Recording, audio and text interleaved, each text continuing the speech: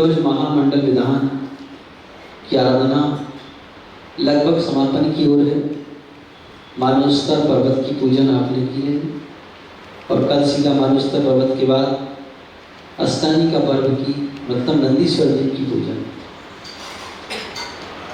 तो इस तरह काम जिनेंद्र भगवान की अर्चना, महापूजा, महाकार्य, जब हम अपने जीवन में कोई विशेष कार्य करने जाते हैं तो सबसे पहले कोई महान पूजा का कार्य आयोजन करते हैं। चक्रवर्ती का ऐसा नियोग रहता है कि जब भी वह कोई भी कार्य करता है तो वह सांसारिक कार्य करने के पहले जिनेंद्र भगवान की महाअर्चना किया करता है और महाअर्चना के बाद ही वह अपने कार्य को प्रारंभ करता है।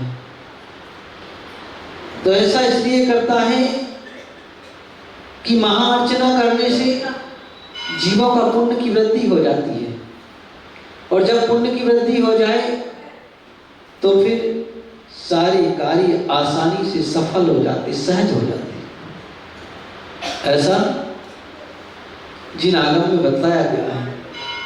तो हम भी यहाँ पर जिनेंद्र भगवान की पूजन महाअर्चना करने बैठे हुए और बैठ करके ये कार्य कर रहे हैं। इस कार्य को करते हुए हमारा उद्देश्य एक ही होना चाहिए कि भगवान हमें भी आपके जैसे गुणों की प्राप्ति हो। तदगुण बंदे अहम लब्धे, आपके जैसे गुणों की प्राप्ति के लिए मैं आपकी वंदना कर रहा हूं। वो गुण हमारे अंदर भी प्रकट हो जाए ऐसा मैं पुरुषार्थ कर रहा हूं। और गुण प्रकट करने के लिए माध्यम भी यही है, दूसरा कोई माध्यम नहीं। तो इसी माध्यम से गुण प्रकट होते हैं, दूसरा कोई माध्यम नहीं हुआ करता। तो ये माध्यम जो हमने बनाया है, तो ये भगवान बनने की प्रक्रिया है और भगवान बनने के लिए 16 कारण भावनाओं की आवश्यकता होती है। वैसे भगवान बनने के लिए होती है, शंकर बनने के लिए होती है। हाँ, तो उन 16 कारण भावनाओं की आवश्यकता हुआ करती है। तो उन 16 कारण भावनाओं को भाने के लिए का हम भगवान बन जाए। तो वह भावनाएं अपनी क्रम से चल रही थी। सबसे पहले बताया था दर्शन विशुद्धि। क्या बताया था? दर्शन विशुद्धि भावना और सब में मुख्य होती है, दूसरी भावनाएं बाद में है। अगर दर्शन विशुद्धि नहीं है तो बाकी की भावनाएं तो है ज्यादा मूल्यवान नहीं हुआ करती हैं। जैसे एक का अंक हो और इसके बाद आगे की शून्य लगा दिए जाए तो प्रत्येक शून्य का महत्व बढ़ जाता है। और अंक हटा दो फिर शून्य रखते जाओ तो शून्य शून्य रह जाएगा, उसका कोई मूल्य नहीं होगा। ऐसे यहाँ पर बताया गया कि दर्शन विशुद्धि भावना हो और फिर उसके बाद आगे की भावनाएं बढ़ती जाएं तो उस अंक के सामने शून्य के जैसा महत्व बढ़ता चला जाएगा।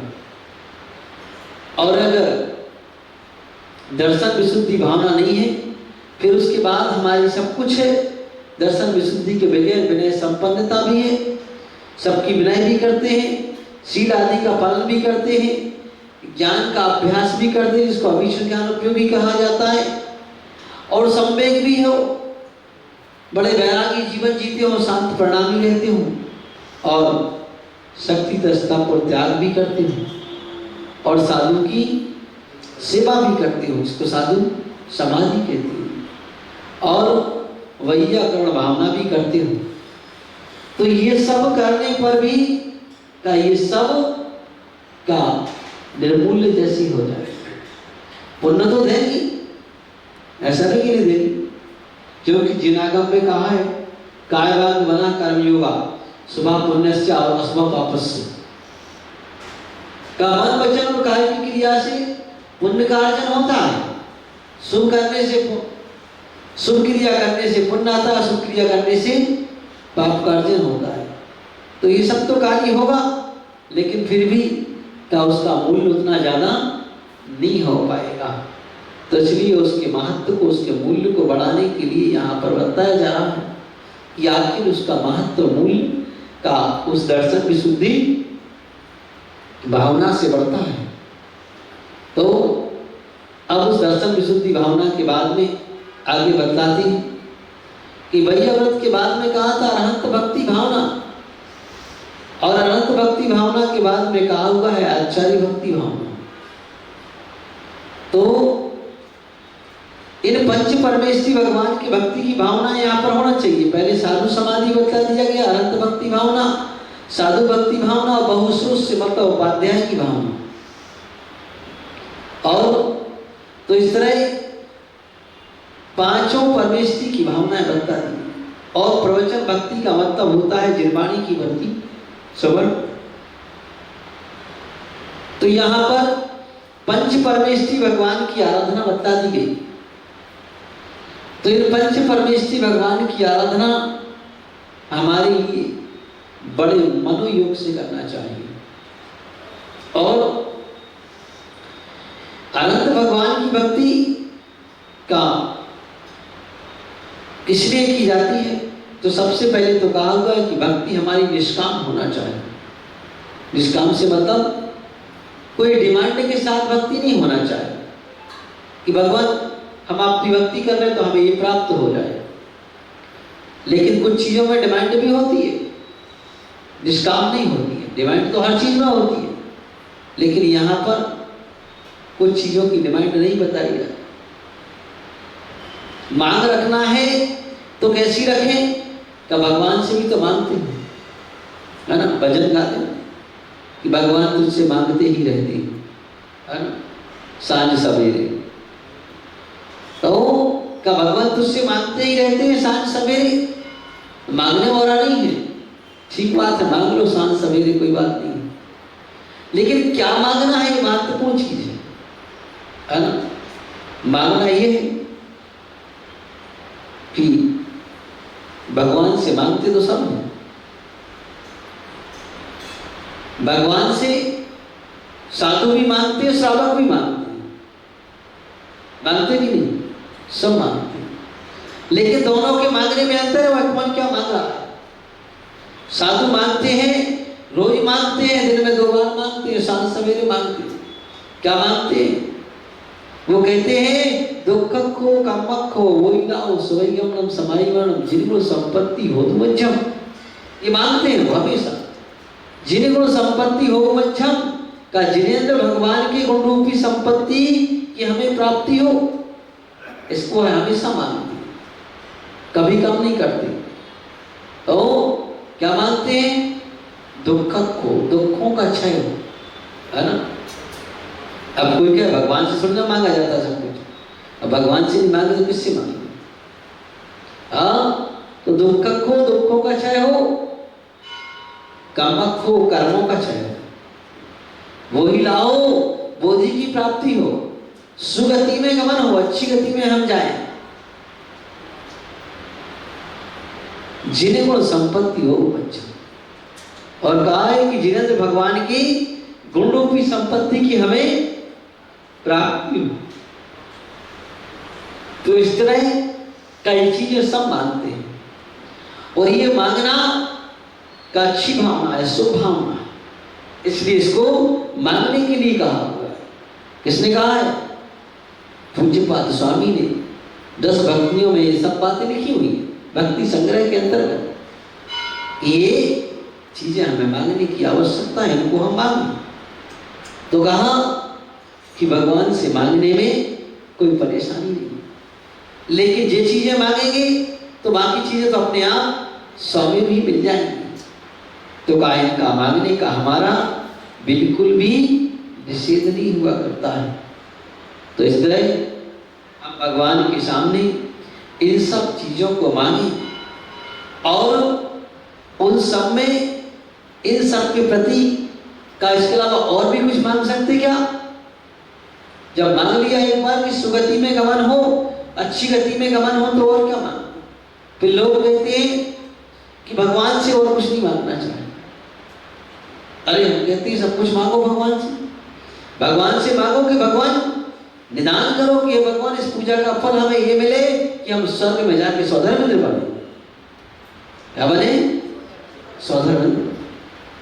तो लोग कहें कि भोगों के लिए जाना, स्वर्ग तो भोगों के लिए होता है ना? क्या सौधर्मिंद्र जी? है ना? हाँ, तुम जरूर नाचते हो, सौधर्मिंद्र को नाचने का खूब अवसर मिलता है ना, इसे तुम, है ना? तो हम मांगे कि हमें स्वर्ग में जाकर के हम क्या बने? सौधर्मिंद्र बने। ऐसा मैं तो कहता हूँ भगवान के सामने मांगो, निदान करो कि भगवान मुझे तो यही चाहिए और कुछ नहीं चाहिए। हाँ, क्या चाहिए? सौधर्मिंद्र का पद चाहिए। सौधर्मिंद्र न बन सके तो दक्षिणेंद्र बन जाए। दक्षिण दिशा में जितने भी इंद्र रहते हैं वो बन जाए। क्यों? क्योंकि ये सारे इंद्र एक भावावतारी होते हैं। कितने भावावतारी? हाँ, एक भावावतारी होते। तो ऐसे करके हम उस बड़े पद को मांगे कि वह पद मिल जाए जिसमें हम एक भावावतारी हो जाए। अगर एक भावावतारी का पद मांगते तो क्या ये मांगना बुरा नहीं, अच्छी बात है। कम से कम अच्छी चीज तो मांग रहे हैं, मांगने की भगवान के सामने पुरुषार्थ कर रहे हैं। और भगवान ने भी कहा, आचार्यों ने जब मांगा है, उन्होंने जब लिखा हुआ है, तो हमें मांगने में क्या परेशानी है? तो अपन भी मांगे। तो इस तरह का हम अनंत भगवान की भक्ति करते हुए ऐसी चीजें मांगे जो चीज हमारे लिए चिरस्मरणीय हो, हमेशा स्थायी रहने वाली है। ऐसी चीज मांग करके का यही भगवान की भक्ति में हम चीज मांगे और कुछ ना मांगे। ये ना मांगे कि हम अस्वस्थ हैं तो हम स्वस्थ हो जाए, नहीं, ये तो वो तो फिर अपने आप हो जाएगा, है ना? क्योंकि देवता कभी बीमार नहीं पड़ते और पुण्यवान जीव भी कभी बीमार नहीं पड़ता। पुण्यहीन जीव बीमार होता है, तो ध्यान रखना। जिसका पुण्य प्रबल हो उसके लिए असाता बिजली का उदय आएगी कैसे? वो तो हमेशा साता के उदय में रहेगा। तो इस तरह का अगर हमें मांगना ही है तो हम वो चीज मांगे जो हमारे लिए हमेशा स्थायी काम आने वाली है। ऐसी चीज हम भगवान से मांगे और भगवान से मांगने का कोई निषेध नहीं हुआ करता है। तो इस तरह अनंत भगवान की भक्ति क्या है कि नफरतों से दूर घर अपना बनाना चाहिए, शाम ढलते ही पंछियों को ठिकाना चाहिए। तैरना भले ही तुम्हें अच्छी तरह से आता हो, लेकिन प्रभु भक्ति की दरिया में डूब जाना चाहिए। प्रभु भक्ति की दरिया में डूब जाना चाहिए। कहा कि प्रभु भक्ति की दरिया ऐसी हो कि जिसमें हम डुबकी लगाएं, डूब करके काम करें, ऊपर ऊपर तैर करके ना करें, है ना? भगवान की भक्ति मक्खी की तरह नहीं, पतंगे की तरह होना चाहिए। किसकी तरह? पतंगे की तरह। मक्खी की तरह क्यों नहीं? क्योंकि मक्खी तो ऐसी होती है कि इधर भी बैठती है, उधर भी बैठती, उधर भी बैठती, है ना? मतलब अच्छी चीज पर बैठती है, खराब पर भी बैठती, सब जगह बैठ जाती। लेकिन पतंगा अपनी प्रकाश के लिए मर मिटता है। एक ही जगह होता है लेकिन अपनी जान दे देता है। इसके लिए प्रकाश के लिए, सूर्य के लाइट के प्रकाश के लिए। मतलब उसका समर्पण ऐसा होता है कि अपनी पूरी जान देने को तैयार हो जाता है। और मक्खी थोड़ा चकोचुका फोड़ से इधर उधर से उधर, उधर से उधर उड़ती चली जाती। वो कहती है कोई बात नहीं, अच्छी चीज नहीं तो खराब चीज मिली, उससे भी अपना काम। लेकिन पतंगा कभी कंप्रोमाइज नहीं करता है। पतंगा कहता है नहीं, कोई कंप्रोमाइज नहीं। तो इस तरह का हमारी ये भक्ति इस तरह से पूर्ण समर्पणवान हो जिसमें कि हमें ये सब कुछ मिले। तो यहाँ अनंत भक्ति भावना बताई। फिर कहा कि आचार्य भक्ति, तो आचार्य भक्ति क्या करना, क्यों करना? क्योंकि सबसे पहले आचार्य परमेष्टि जीवों को मोक्ष मार्ग में लगाते हैं। क्या करते हैं? मोक्ष मार्ग में लगाते हैं, संसार के मार्ग से छुड़ाते हैं और मोक्ष मार्ग में लगाते हैं। उस मार्ग में लगाते हैं जहां से तुम्हें स्वयं अनंत पद मिल जाए, शाश्वत पद मिल जाए, उस मार्ग में लगाते हैं। तो इसलिए ऐसे उस मार्ग में लगाने वाले भगवान आचार्य परमेष्टि जो हमें का संसार के मार्ग से छुड़ा करके और इस मार्ग में लगाते हैं। दूसरा कोई लगा नहीं सकता, क्योंकि सामान्य मुनि उस मार्ग पर नहीं लगा सकते, उस मार्ग को बतला सकते, क्योंकि मुनियों को उस पद की दीक्षा देने का अधिकार नहीं है ना। क्योंकि कहा जाता है कि शिष्य अनुग्रह कुशले का आचार्य वही है जो अपने शिष्यों का अनुग्रह मतलब उपकार करते हैं, उपकार करने में कुशल होते हैं। तो ऐसे वह आचार्य परमेष्टि जो स्व और पर को जानने वाले और अपने का दोनों का अनुग्रह करने वाले, उपकार करने वाले होते हैं। स्वयं का भी अनुग्रह करते हैं और दूसरों का भी अनुग्रह करते हैं, उनको भी उनका भी उपकार करते हैं, उनको भी अच्छे सन्मार्ग में लगाते हैं, समीचीन मार्ग दिखाते हैं कि भाई इस मार्ग पर चलो, ये मार्ग ही अपने लिए कल्याणकारी है। तो ऐसे काम आचार्य परमेष्टि की भक्ति करते हैं और का वह इस मार्ग पर लगाते हैं, साथ साथ में अपनी अनुभूति बताते हैं कि हमने उस तत्व की अनुभूति कैसे पाई है, उसका मार्ग तुम भी जानो। और उसका मार्ग अगर हमने जान लिया तो फिर हमारा जीवन भी सार्थक हो जाता है ना। तो इसलिए का श्रावक का कुल तभी सार्थक होता है, जैन कुल में जन्म लेना तभी सार्थक होता है जब हमारी भक्ति में दम हो, गुरु के प्रति भक्ति हो। और अगर जीवन में गुरु नहीं तो जीवन शुरू नहीं होता है। कहा है कि माँ जन्म दे सकती है, पिता जमीन जायदाद दे सकता है,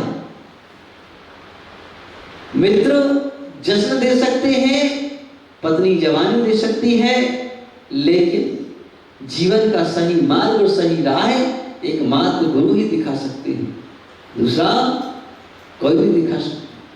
तो इसलिए जीवन की सही राह वह गुरु ही दिखाते हैं और इसलिए हम उनकी गुरु की भक्ति करते हैं। तो ये भक्ति हमारे अंदर होना चाहिए और इस भक्ति से ही हमारा मार्ग प्रशस्त होता है, कल्याण का मार्ग प्रशस्त हुआ करता है। तो क्या कि अगर जीवन में गुरु नहीं होते हैं तो जीवन का मूल्य निर्मूल्य हो जाता है। कैसे हो जाता है?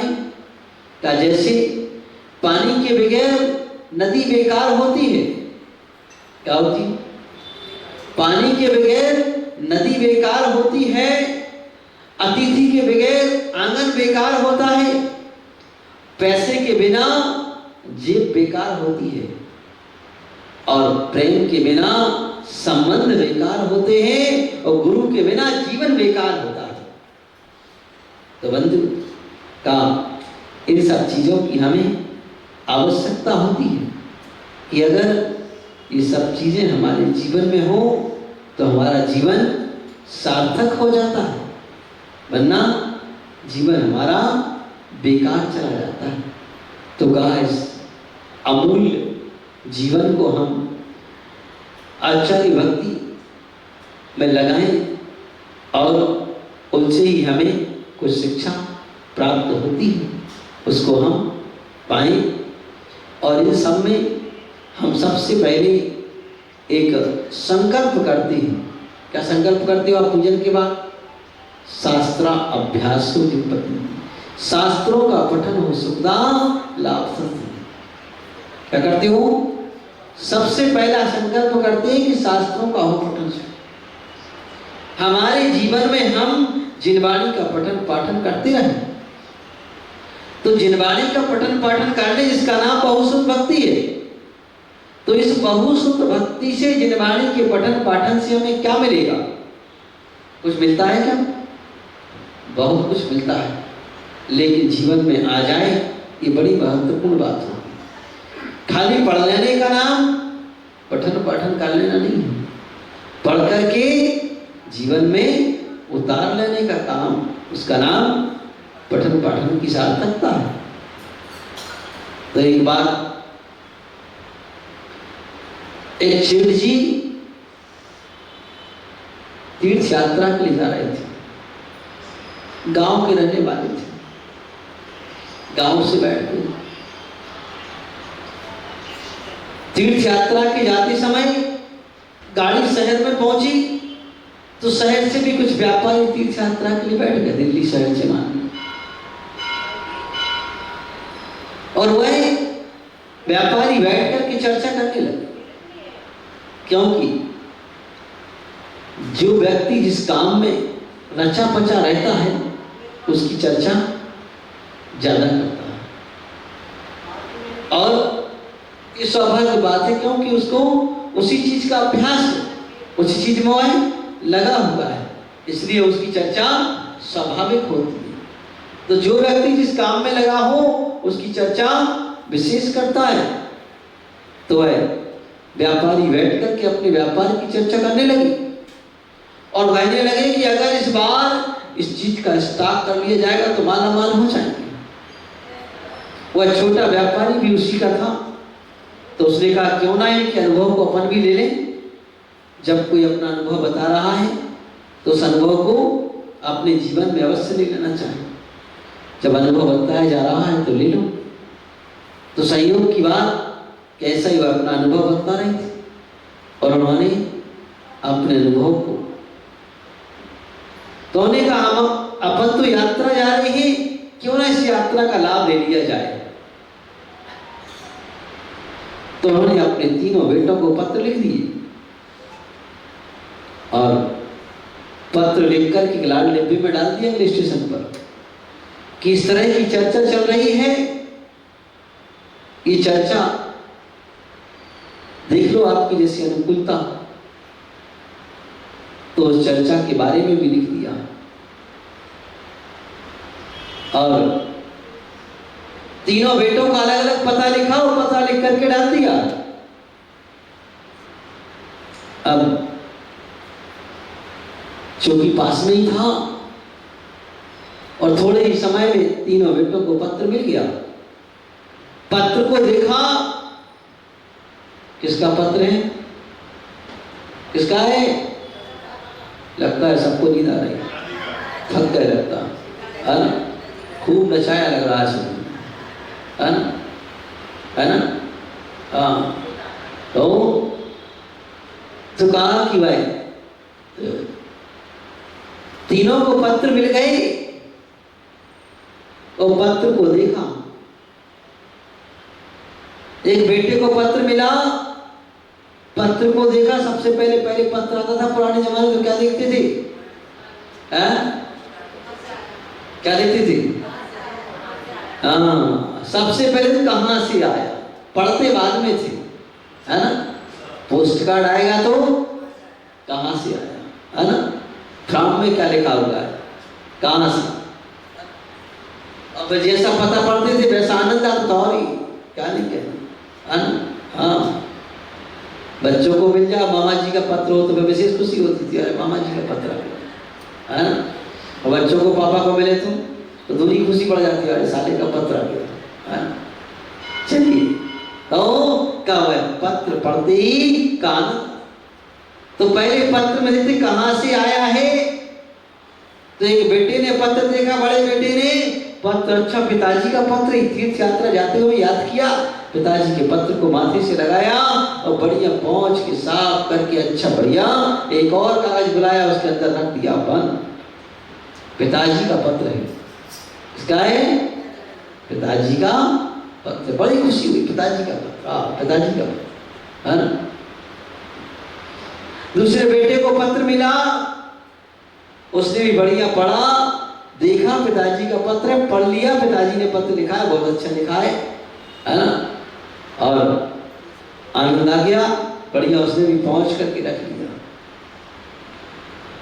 तीसरे बेटे को पत्र मिला, उसने भी देखा पिताजी का पत्र है और पढ़ लिया, पिताजी के पत्र को पढ़ लिया। पढ़ करके पिताजी का आदेश भी पालन कर लिया कि क्या करना है, उस आदेश को भी पालन कर, और पत्र को भी सुरक्षित रख दिया। और जब आदेश का पालन किया तो फल भी पा लिया, धन भी कमा लिया। जब पिताजी लौट करके आए तो पिताजी से तीनों बेटों ने पूछा, बेटा पत्र मिला? उन्होंने कहा पिताजी मिला। तुरंत निकाल के दिखाया, उनको जैसे ही मिला वैसे ही हमने साफ करके और बढ़िया बंद करके रख दिया। देखो जी रखा, जब का दिया। दूसरे से पूछा, बोले मिला? हाँ। बोले मिला, पढ़ लिया, पढ़ के तुरंत रख दिया। अच्छा, 5 को बढ़िया बस। तीसरे से पूछा, बोले हाँ पिताजी पत्र मिला, पढ़ भी लिया, आपके आदेश का पालन भी कर लिया, और तिजोरी खोल के भी दिखा दी कि देखो उसका फल भी पा लिया। है ना? बोले बहुत अच्छा। बताओ तीनों बेटों में सबसे अच्छा कौन सा है? तीसरे नंबर। छोटा बेटा ज्यादा प्रिय होता है, दर्शना कह रही छोटा वाला।